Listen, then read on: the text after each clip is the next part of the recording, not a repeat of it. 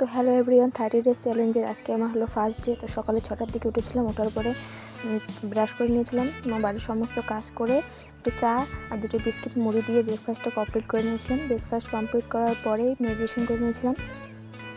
তাদেরকে টিউশন পড়িয়ে 9টার দিকে চলে এসেছিলাম ঘরে এসে আমি পিওয়ারকিউ দুটো সেট করে নিলাম। তো পিওয়ারকিউ করার পরে আমি সকালে জলখাবারটা খেয়ে নিয়ে তারপরে ম্যাথের অ্যাভারেজটা পুরোটা কমপ্লিট করে নিয়েছিলাম। তারপরে দুপুরবেলা খাওয়া দাওয়া করে ইয়োগনাথের মেডিটেশন করতে 1 ঘন্টার মধ্যে 1 ঘন্টা ঘুমিয়েছিলাম। তো ঘুম থেকে ওঠার জন্য প্র্যাকটিস করে সামান্যটা খিদে পেয়েছিলো, তাই ডালিম খেয়ে নিলাম। ডালিম খাওয়ার পরে 5:30টার দিকে আমি পলিটি নিয়ে বসেছিলাম।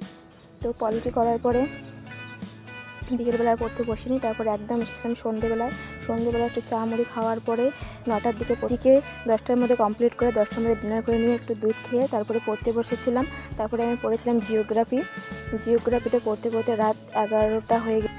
তারপরে 11টা থেকে 12টা পর্যন্ত একটা জিওগ্রাফি সাজেশন ক্লাস পর্যন্ত আজকে ভিডিওটা এই পর্যন্ত। দেখা হবে নেক্সট ভিডিওতে।